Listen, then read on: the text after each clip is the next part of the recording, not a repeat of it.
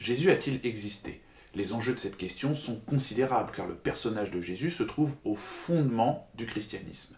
Le philosophe Michel Onfray, connu pour son athéisme militant, prétend que Jésus est un personnage imaginaire forgé de toutes pièces par la tradition chrétienne. Selon Michel Onfray, le christianisme serait donc fondé sur un gigantesque mensonge. Alors, Jésus a-t-il vraiment existé ou s'agit-il d'un personnage fictif?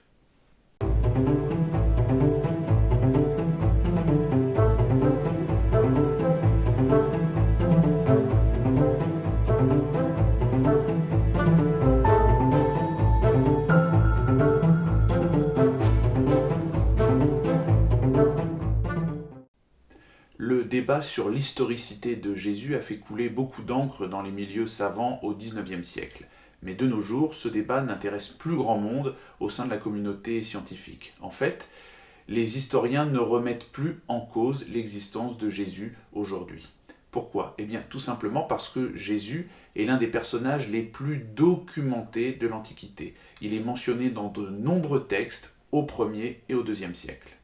Alors, quelles sont les sources qui attestent l'existence de Jésus?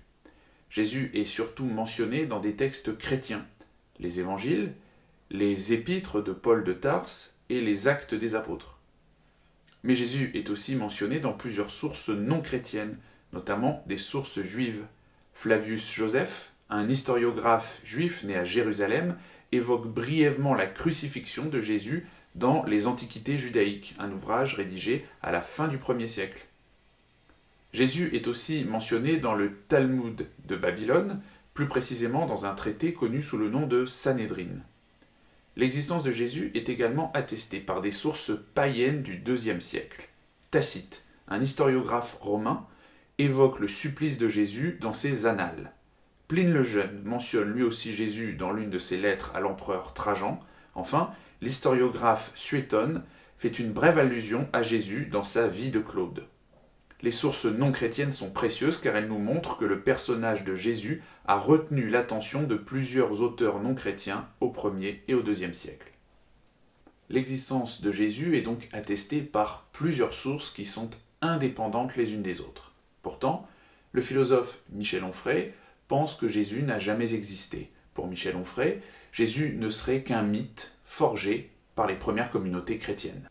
Cette thèse, Michel Onfray l'a développée dans son traité d'athéologie, sorti en 2005, qui est une sorte de pamphlet contre les religions, et dans son livre Décadence, paru en 2017.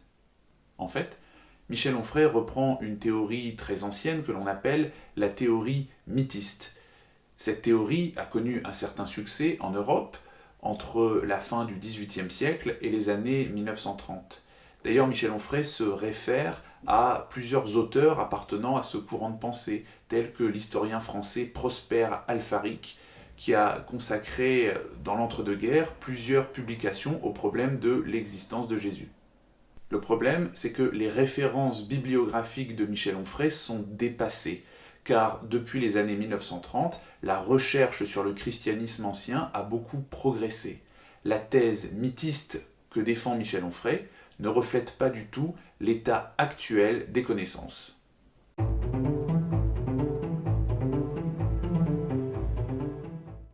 Alors, quels sont les arguments avancés par Michel Onfray? Premier argument, l'existence de Jésus n'est attestée par aucune source directe. En effet, Jésus n'a laissé aucun écrit et il n'existe aucun témoignage contemporain de Jésus. En fait, Jésus n'est connu qu'à travers des sources indirectes, c'est-à-dire des sources qui ont été produites après sa mort.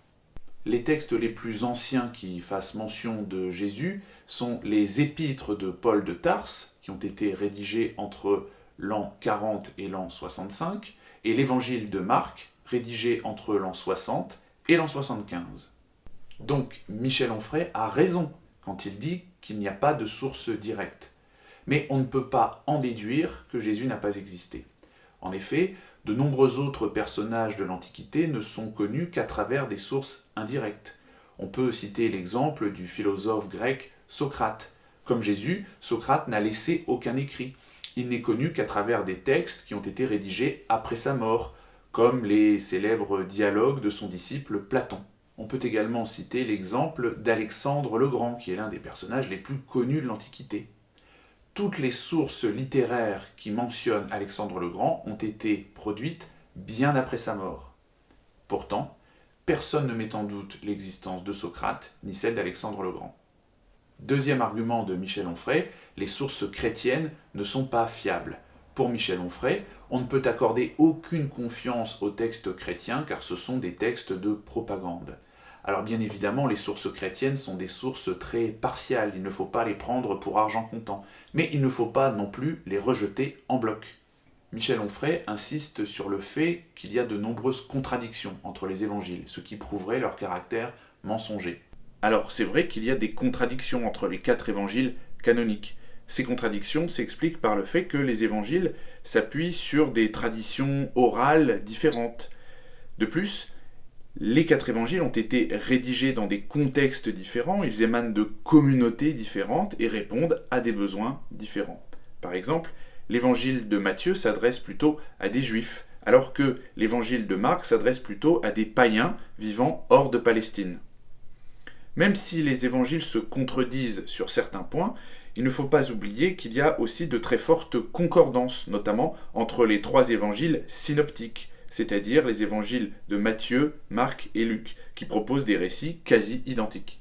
Troisième argument, les sources non chrétiennes sont douteuses. Selon Michel Onfray, on ne peut pas se fier aux sources juives ni aux sources païennes, car ces textes nous ont été transmis par l'intermédiaire de manuscrits médiévaux.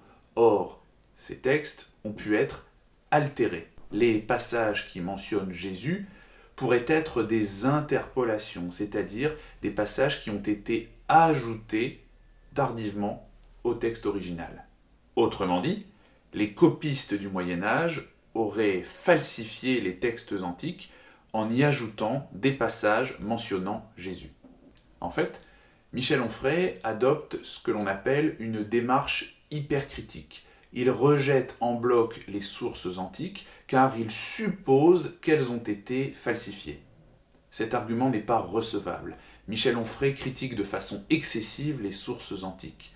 Quand on affirme qu'un texte de l'Antiquité a été falsifié, on doit pouvoir le prouver. Or, Michel Onfray n'apporte aucune preuve, il ne fait que des suppositions.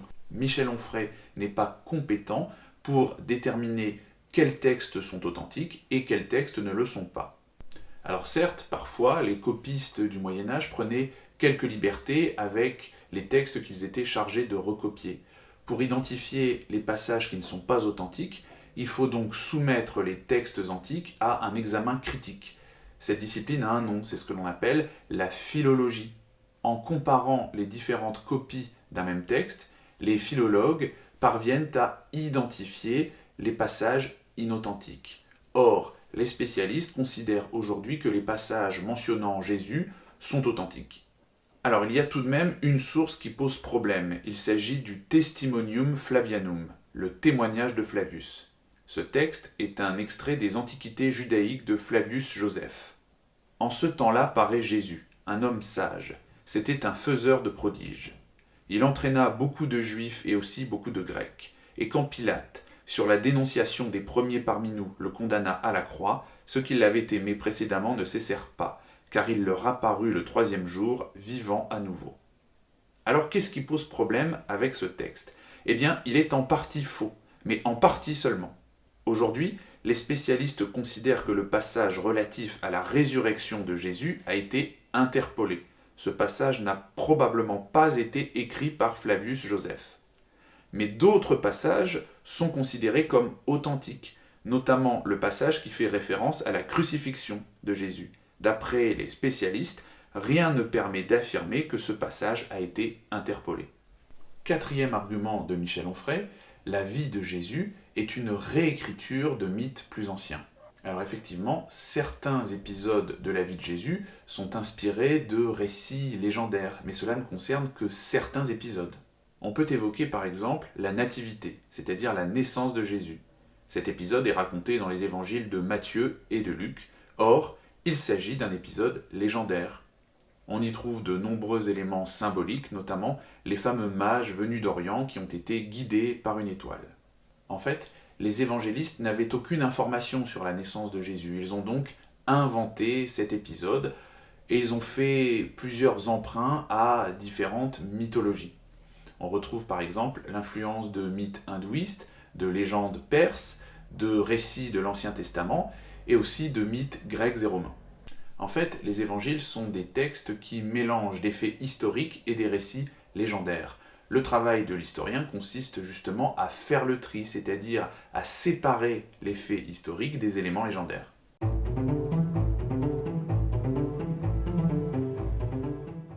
D'après les historiens spécialistes du christianisme antique, il n'y a aucune raison sérieuse de nier l'existence de Jésus. Mais les historiens font une différence entre le Jésus de l'histoire et le Jésus de la tradition. Le Jésus de l'histoire est un personnage réel sur lequel on sait peu de choses avec certitude. Le Jésus de la tradition est un personnage qui a été forgé par la tradition chrétienne. La plupart de ses actions et de ses paroles sont impossibles à authentifier. De même, certains épisodes de la vie de Jésus relèvent de la foi et ne peuvent pas être considérés comme des faits historiques. C'est le cas des différents miracles attribués à Jésus dans les évangiles. C'est le cas également de l'épisode de la résurrection. Chacun est libre de croire ou de ne pas croire à la résurrection de Jésus, mais on ne peut pas considérer cet épisode comme un fait historique. Alors, au bout du compte, que sait-on vraiment du Jésus historique ? Tout d'abord, il faut rappeler dans quel contexte a vécu Jésus. La Judée était sous domination romaine au 1er siècle, et il y avait une attente messianique forte dans le monde juif. De nombreux juifs attendaient un Messie qui viendrait les libérer de l'occupation romaine. En ce qui concerne la vie de Jésus, les historiens s'accordent sur les points suivants. Jésus est né en Galilée, mais on ne sait pas où exactement. Il s'appelait Yeshua, un nom araméen qui était très courant à l'époque en Judée. Il est issu d'une famille juive. Il a grandi à Nazareth, où il a appris le métier de charpentier. Il a été baptisé par Jean-Baptiste dans les eaux du Jourdain vers l'âge de 30 ans. Il a ensuite mené une vie de prédicateur itinérant. Il attirait les foules et avait de nombreux disciples. Il s'est rendu plusieurs fois à Jérusalem. Là-bas, on l'a accusé d'être un agitateur politique. Il a été arrêté, torturé, puis crucifié sur ordre du procurateur de Judée, Ponce Pilate, en l'an 33. Et c'est à peu près tout. Ce sont les seuls éléments de la vie de Jésus que l'on peut considérer comme historiques. En fait, on ne sait pas vraiment qui était Jésus. Était-ce un juif réformateur, un prophète, un révolutionnaire, un mage, un guérisseur ? Pour les historiens, Jésus est un personnage qui reste entouré de mystères.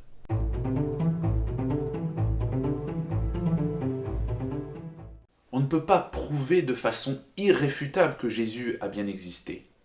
Mais, à la lumière des sources et des connaissances dont on dispose aujourd'hui, on peut dire que l'existence de Jésus est une hypothèse beaucoup plus rationnelle que sa non-existence.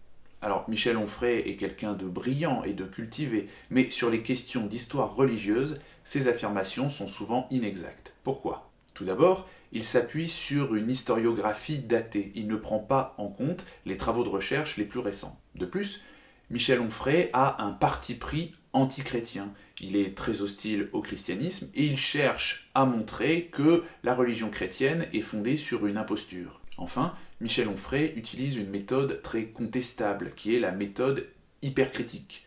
Michel Onfray rejette en bloc les textes antiques qui mentionnent Jésus. Il propose donc une critique beaucoup trop radicale des sources. Le problème, c'est que Michel Onfray est un philosophe très populaire, il parle bien, il est très convaincant. Mais n'oublions pas que l'on peut parfois dire des choses fausses de façon très convaincante. En conclusion, pour se documenter sur un débat historiographique complexe, mieux vaut consulter des travaux récents, publiés par des spécialistes.